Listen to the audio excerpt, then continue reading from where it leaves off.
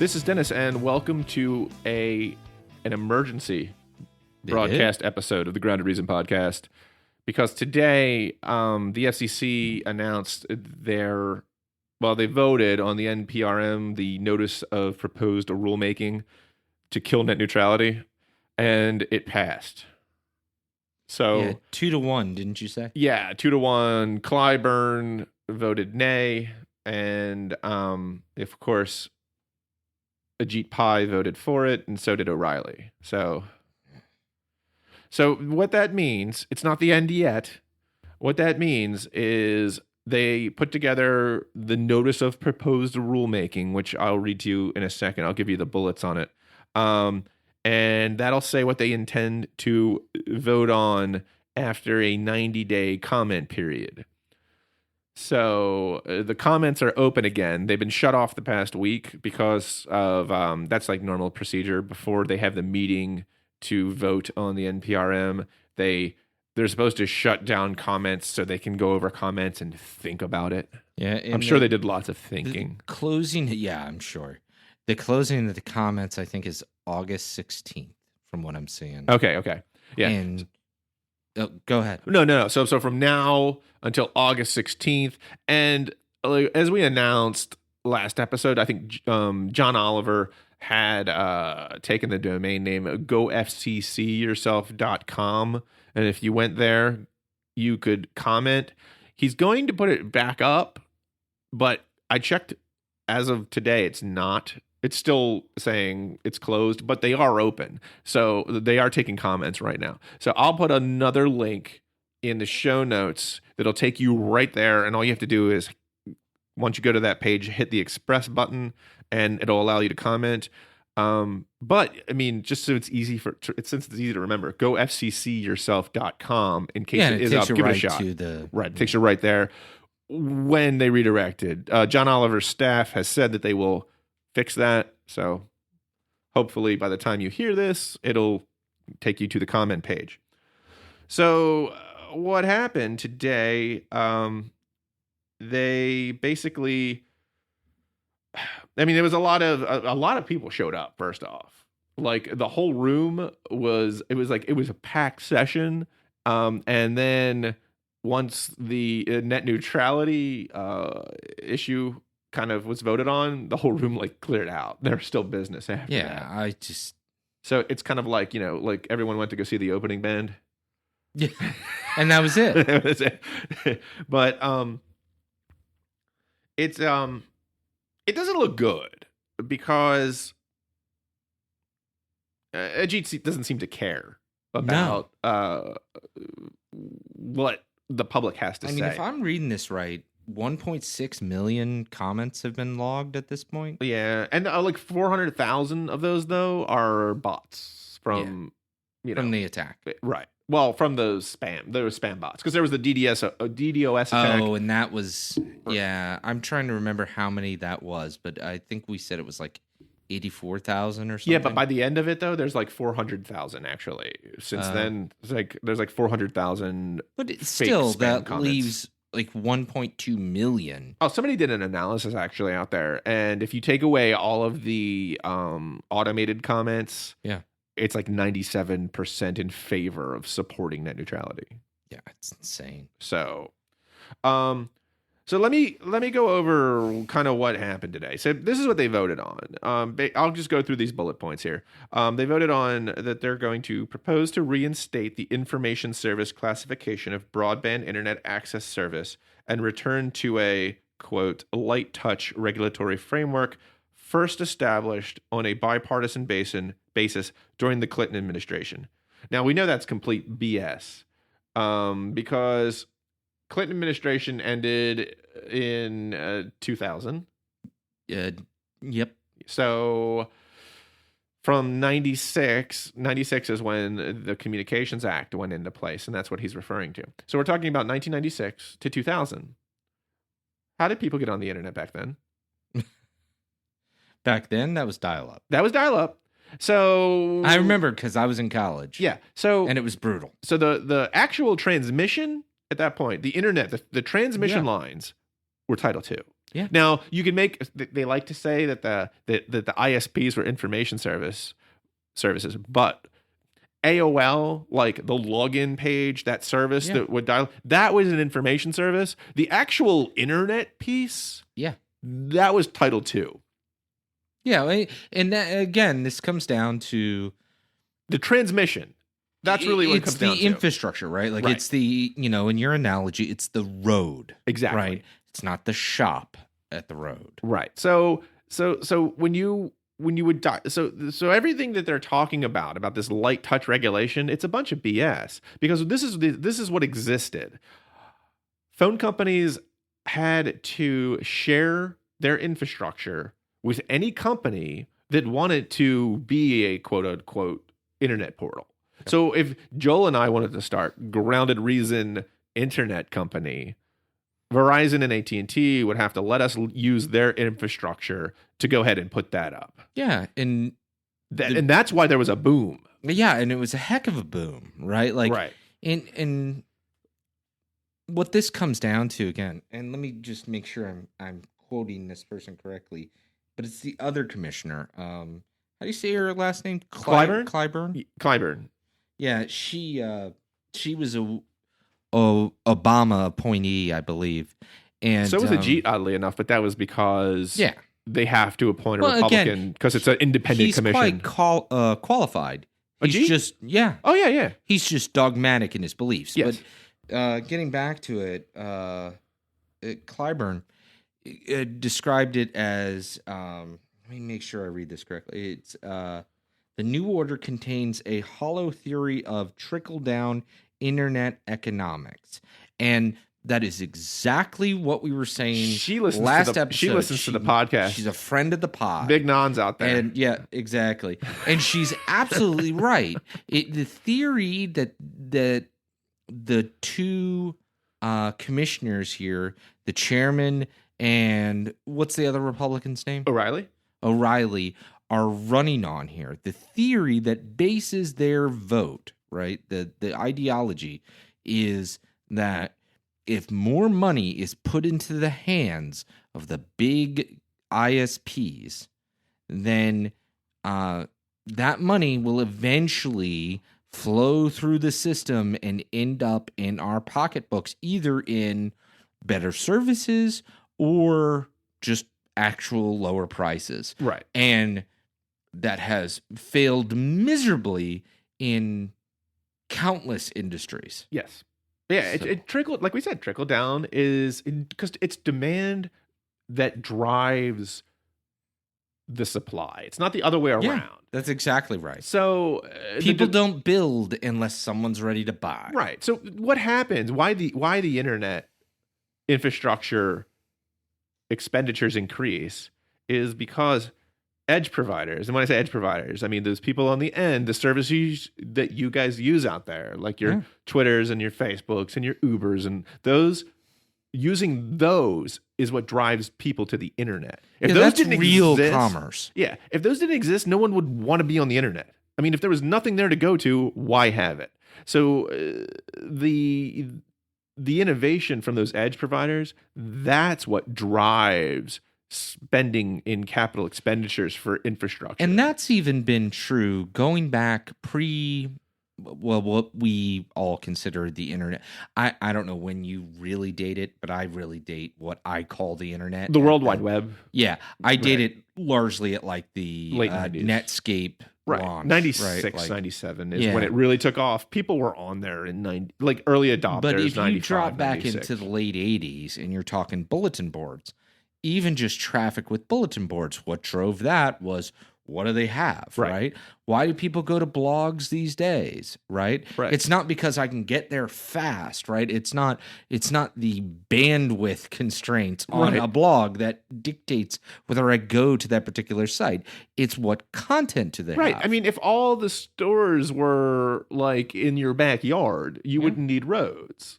Yeah. Like if everything was there, like the roads exist because you have to get to from point A to point B. And that's all the internet, that's all that infrastructure does. So that point is kind of, the fact that he keeps calling out like the Clinton years, because he's doing it because okay, if a Republican, because that's Ajit's a Republican. Yeah. If a Republican is praising Clinton, something's not right. Well, and it's a cynical political ploy. That's what it is. In a way where you go, hey, a Democrat did this, so how can you complain? Right. Well, you're mischaracterizing what was done. Exactly. That's how we can complain. So, okay. So the second point, proposed to reinstate the determination that mobile broadband internet access service is not commercial mobile service, and in conjunction revisit the elements of the Title II order that modified or reinterpreted key terms of Section 332 of the Communications Act and our implementing rules. Basically, that's about treating mobile data as an ISP. I mean, as a Title II service is really what that is. Yeah. So it's the same thing. It's because when Wheeler put in the open internet rules, he made mobile data just like any wireline data Title II, essentially. Right. Proposed to return authority to the Federal Trade Commission to police the privacy practices of internet service providers. Now, Joel and I were on this like immediately. Like, because remember when Trump won the election and announced that Jeffrey Eisenach from AEI was going to be on the transition team, immediately that's what we said that they're going to try to do is push it back to they're going to try to push any type of regulation of the internet to the FTC because they think that antitrust laws can just handle all this. Right. Which is not the case. No. Because first off, you need to prove something is a monopoly for antitrust to apply. Right. And if that's really hard to do. So I'm going to get a tiny bit wonky just for a second. The reason why it's hard to do is that monopolist power is all determined by the scoping of the market. Right. So depending on how you look at it. And that's what I mean. Yeah. Yeah, exactly. It's right. shady. It's if you like, if you look at it at a national level, right? Like clearly we're not in a monopolistic or even oligopolistic, system, right? There's lots of providers. But that's not how people actually get the internet. They get it at the locality. And that's when it becomes quite monopolistic or oligopolistic. Right. Like we pointed this example out, more than once. We're in the Baltimore, Washington, metropolitan area, right? Like the MSA. And it's a pretty big one, right? I think it's like the fourth largest in the country, fifth, something like that. Yeah, it's top 10. Easy. Yeah, it's big. And we have, count them, 2 broadband providers in this area. Now, that's enough for us to get okay service. Oh, here. and if you're in Baltimore city limits, you have 1. Yeah. So, but imagine you live in a smaller area, right? And you don't have something like, so take at Provo. least we have 1. Like a lot of them just have maybe DSL. Well, maybe and I was not going to say even. take Provo. How do you say it? Provo, Utah, that's off the table. That's Internet Shangri-La. That is, because those people have Google Fiber, and God bless them. And like 10 other options. They have like insane options. They've done it right. I don't know how they did it. Well, they put municipal internet. Well, we have a whole episode on that. They were able to entice people in with it. Yeah. So but the point being, like, that's why depending on antitrust regulation is such a iffy proposition. Oh, it really is, because it'll be defined in the context at the time, and not only that, but you're mixing markets too, because you're talking about the infrastructure and the edge provider, which are 2 completely different things. Right. First off, edge providers are in different markets depending on what they're doing. Yeah, they might have the same NAICS code. Right. But they're servicing a completely different, they're providing a different service altogether. Yeah, antitrust regulation's really not well set up to handle this. Not at all. Because, I mean, like, you got to think about it this way as well, right? Like, you've got the cable companies and you've got the telecoms. in the same market theoretically. And I could tell you that at least a powerful argument will be that there inherently is lots of competition in that, because look how many telecoms there are and look how many cable providers there are. Right. But not all telecom companies provide internet services, and not all cable companies provide internet services. Right. Right? So you end up in a situation really quickly that the scope and definition of the market throws everything out of whack. Yeah. And we didn't even mention that it's all the monopoly factor has to pass for it to apply when it comes to antitrust. Yeah. So they're essentially saying that it's okay to throttle and block as long as you're not a monopoly. Yeah, that's that's a heck of a point. I mean, but really, it just seems to me personally that this is all kind of, they don't really even care, honestly. No. It's just a shell game to That's move exactly. regulation, to basically remove regulations from ISPs.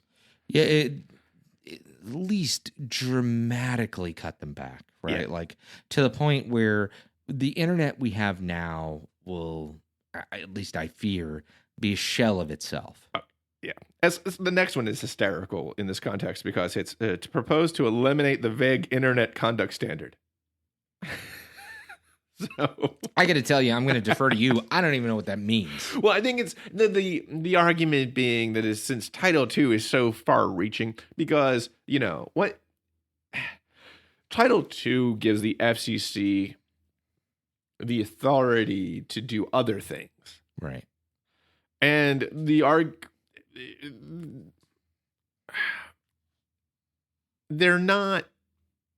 haven't done any of those things. They haven't threatened to do any of those things. But they have the ability to. If something is Title II, yes. Mm. But, I mean, the phone company's Title II. But yet everyone seems to be kind of okay with that. Like, they're not complaining about government's, like, vague telephone conduct standards. Yeah, I don't know. But it's just, and that's what I mean. It's kind of like they say this because it's like, oh, anything could happen. Yeah, it's Right. like, well, anything could happen, even regardless. I mean, Right. like, tomorrow Congress could pass a law, or the president could put some executive order out there. That's crazy. It's crazy to worry about that unless there is a real reason. There's no to worry evidence about of that. it, and so on. Yeah. So I mean, it's just slippery slope nonsense. Yeah. The next one is a seek comment on whether to keep, modify, or eliminate the bright line rules set forth in the Title II order. I love how they say that code there. That's really the no blocking, no throttling, no fast lanes. Right. That's what they're saying there. They're just using the bright line rules set forth by the Title II order. So they're saying we need to revisit that altogether. Yeah, they won't even call it out. Right. Right. So, propose to reevaluate the Commission's enforcement regime to analyze whether ex ante or regulatory intervention in the market is even necessary. I know there's a lot of lawyer words there. Not a lot of so Latin, much. A lot of Latin happening. But, but really all they're saying is they're looking at reevaluating whether or not we want a proactive regulatory body. Right. Like, do you want internet regulations to exist to where ISPs won't even do that? Or do you want them to, basically be in a situation where they screw up? If you notice that they screw up, you file a complaint, then the FTC may act. They're trying to make the FCC more like the FTC. Well, or basically, I think they're putting it this way. So if they don't get their way with moving this stuff over to the FTC, that they'll be able to make the FCC like the FTC. Yeah. So it's really just a way to shrug more, like to remove more regulation from your ISPs. And the thing is they know that people are not big fans of their ISPs. Like, I mean, Verizon, I've looked at the poll. Verizon does the best. But underneath of Verizon, it's kind of like a huge drop off in customer service. And Verizon scores aren't all that hot. I think they would get like a D in high school. Well, we talked about like what is it? The consumerist. They used to do this, Right. where they would do the consumerist, The is a most hated blog, companies. and they Oh, would yeah, do right. they would do like a March Madness style bracket of Right. I mean it really was, Yeah. and it was fantastic to follow. At least for a dork like me, that like it was the most hated companies in the country, right? And Verizon was like the Duke of Right. of the most hated companies. Like they didn't always win, but they were always in the final four. Right. Right. Well, I mean, like it's they're like- just always there. It's always going to it's going to be for Yeah. ISPs. Yeah. It was normally two of them, right? Like it was like Verizon and AT&T, but Comcast, man, they're like the Tar Heels, right? They're right there too. Yeah, every year. They're the Russian hockey team in Yeah, 1980. exactly, right. It's the miracle. Right. Okay? So, they wanted to also propose to conduct a cost-benefit analysis as part of this proceeding. Okay. You know, that's a Jeet saying. They didn't do a cost-benefit analysis when they put Title II in place. We're going to do one now. All right. So we've been through this time and time again. We don't really have to go rehash every single argument. But why it's important to comment, because there's a lot. I was out there on the net today, and a lot of people are like, well, what's the point? You know, they're going to do this anyway. And yeah, they probably will, barring like some massive, not only citizen action, but some like massive corporate blowback is really kind of and that's they need. actually a big hope. Yeah, because if and the what's that interest group called? The Internet Association, which they represent like major internet firms like Google, Netflix, Facebook. Yeah, they have no interest in this at all. Right. So they've written about it and they filed public comment about it, but they haven't really like put the feet to the fire. I'm actually a little surprised by that, because I'm just thinking about it like, because let's just call it what it is. Let's say this goes through, right? And it actually becomes a real rule, and the ISPs start getting to throttle. You're not going to see a lot of the effects immediately. Oh, no, you won't. Well, but you have to really pay attention to see the effects. You're probably going to blame your edge providing service. Yeah, well, it's what we talked about before, right? Is like I'm holding my Kindle, right? Or, you know, maybe someone a little better off than me has an iPad, right? And they're holding their iPad, and you know, stupid iPad, it's not working right, blah blah blah. Right. Well, no, it's your ISP, right? Or they're throttling like whatever you're trying Hulu to get or to, Netflix or whatever. Yeah, exactly. So, anyways, but like, what will inevitably happen with this is that if throttling starts happening in 10 years, the internet will be a less vibrant place than what it is now. Yep. And if I'm Google, right, I'd be terrified of that. Right? Oh, well, that's their bread and butter, because they make all that money off of people being on the internet. They love that we are just searching on the internet, and like so we happen to be lucky in this respect here in this area. We live near an Amazon hub. Right. So because we live near an Amazon hub, Amazon tests out a lot of its services on us, right? Yeah. So we got our delivery like first, which was like ridiculous. Yeah. I gained like 15 pounds because I didn't go out anymore. Anne's been doing that. Like my wife has been ordering like groceries because we got behind because of the baby and everything. So she's been ordering groceries like crazy over Amazon. They're just coming in big bushels over to us, right? And I'm thinking about like, you know, if I'm Amazon, if I'm Google and so on, and, you know, I've got people that are on the go and they've got busy lives and all this, I want to make their connection as fast as possible. Right. Because then all they have to contend with is their ability to select what it is they want. And a person can't blame a site for that, right? Like they can't blame it. Well, a rational person can't blame an app for that or whatever. But if there's any lag, if things look like they're loading, right? Like the infamous loading spinning circle of death, right? Like that's e-commerce starts to go down. Yeah, it does. You know, and that's scary stuff for those companies. Right. And that and like we said earlier, that's really what drives the market. Yep. So and when you get done with the actual news update, can I tell you a little pet peeve that's been going on? Yeah, sure. So why don't you just go? Yeah, go ahead. You sure? Yeah. Okay. I follow the FCC on Twitter. Oh, yeah, me too. Which I really don't recommend for anyone out there. Well, here's why I don't recommend it. Because up until today, maybe yesterday, they listen to the Ground Reason podcast. That's what I'm saying. We just tell you what they say.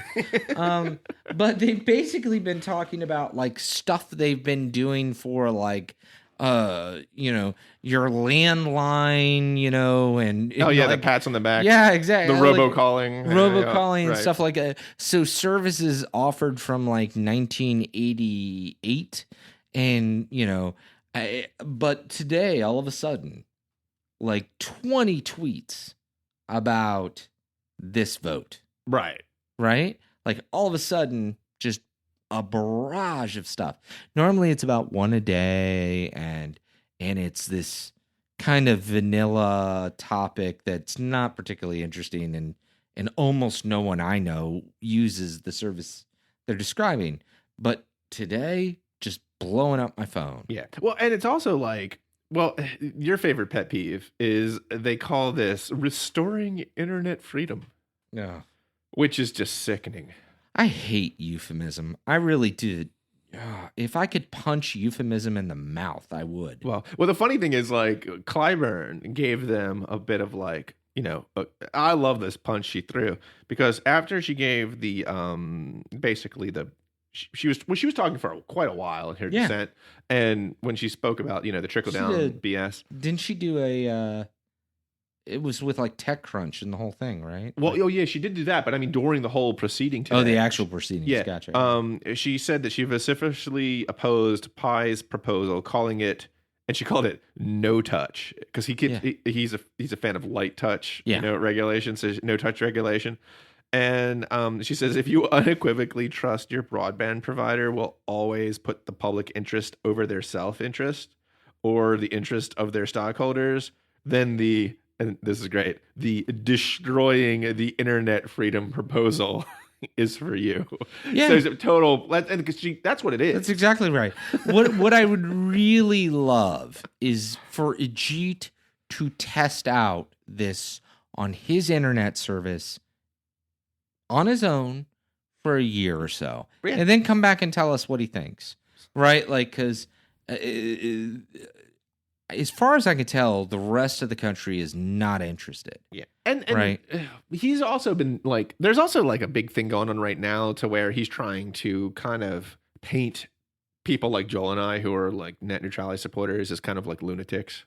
Like he read, because in any group of people who feel passionate about something, you're going to have your folks that just get a little too emotional. Yeah, they get a little, heck, I do occasionally. And they'll kind of like, maybe go off a bit on the Twitter. Yeah, so Dennis edits me, so I don't do that. So he went and he read some of the questionables, and John Oliver actually did a YouTube segment on, because some people posting some comments said some like, just not cool things, hurtful stuff. Yeah, towards like Ajit, and but more about like his background, and that's just out of line. I mean, we've said this multiple times. I think he's probably a pretty nice guy, right? But I mean, they were probably saying things like, because it was because he's Indian, so it was probably, so like they were saying like racist, some stuff. like messed up stuff, right? And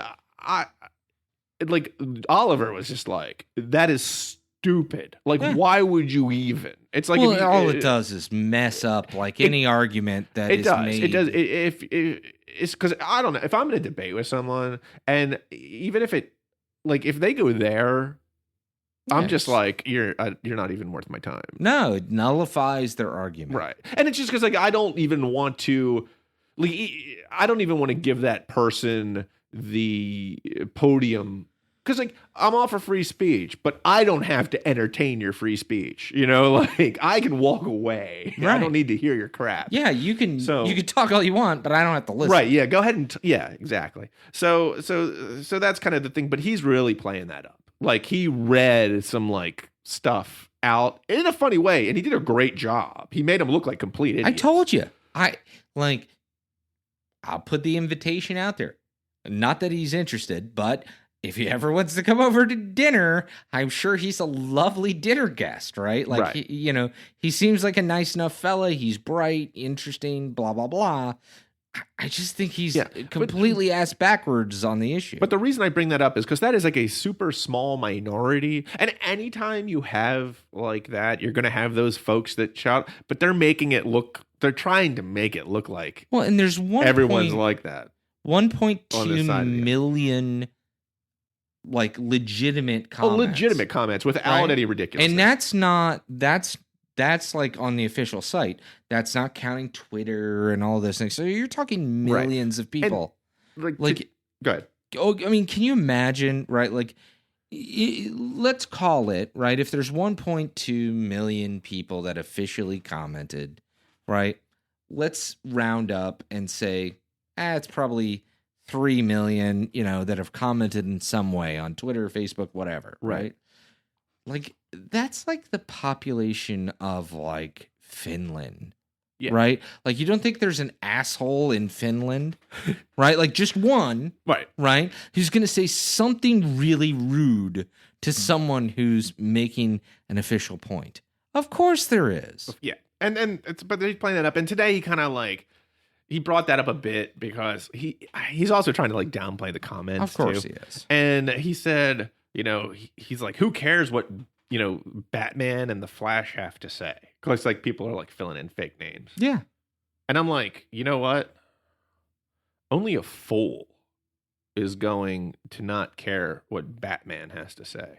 Seriously. So I don't. Yeah. I don't pick fights with Batman. If Batman's involved, I think we have this fight won. I mean, the Flash, whatever. Although, he's a little bit of a kook, but Batman's true. Legit. Right. So, that being said, I think that's all we have to say, really. I think that's really it. Yeah. So that's. I just really hope that commenter really was Batman. God, that would be awesome. No, but okay. In all seriousness, though, you have to go out and comment because this will get to the courts. Because I have a feeling that Ajit and O'Reilly are going to vote this through, regardless of how many people comment. But it's important that we flood them with comments because we're going to sue the FCC over this. The people are. I'm sure we will. I'm sure. I mean, I'm going to try. I'm going to talk to a whole bunch of organizations. And there's already. I'm sure there's stuff in the works. What is it? Free press. Yeah, free press. Yeah, free press is trying to do it. But if millions and millions of comments are thrown in front of the judge, and because I think we've said this before on the podcast, there's a law that basically says that keeps agencies from kind of flip-flopping policy. And if, a policy is made and then an administration changes, they need to kind of put evidence forth for that change. And the law says that policy changes can't be arbitrary or capricious, which I definitely find this meets those definitions. So if we have millions and millions of comments that show people support internet ISPs being classified as Title II entities and regulated as utilities, so they can't block, throttle, create fast lanes, then the judge is going to be more inclined to say that this is arbitrary and capricious Yeah. and is not in the public good, obviously, because the public has spoken, then they're going to overturn this thing in the courts. And Ajit's made quite a few slip-ups along the way through this process. So I'm fairly confident, honestly, that we can kind of get this overturned in the courts. But in order for that to happen, the public needs to make a show. So I'll put a link in the show notes. But give gofccyourself.com a shot and go ahead and file your comment. Make sure that you support ISPs being classified as Title II and that you support the former Chairman Wheeler's open internet rules. So one last thing. Never hurts. Said this before. Yep. Never hurts to call your congressmen and your senators. I've called our congressman, Elijah Cummings, and both of our senators, and left messages with all three. Yeah. But hey, those go in their official logs, and when they go, and you're starting to see senators in particular, because Al Franken of Minnesota, he was all over this and today. a few others are starting to perk up. And yes, Dennis is right. We're already, by the way, at 0.5% of the entire adult population of the country has officially commented. Yes. Right? Because there's about 250 million adults in the United States, and we're already at 1.2 million people have commented. I'm assuming they're all adults, but because really, this is way more important than it's getting play in the press right now. Yeah, and all I'm saying is make a quick call to your congressman, your senator, whichever, make a stink, and then if you make a comment on the site, it can be something simple. Just, hey, this rule is stupid, and that will go in the log. That'll be enough. Yeah, because those comments, they're on the official record. They'll be there. They'll be attached to this rulemaking process when it hits the courts. And that's what's important. That's what we got to do. So this is a midweek broadcast. So you don't get too many of them. We'll see you on Monday. All right. Take care, everyone. Hey, don't steal my line. Dude, I'm sorry. They need to take care.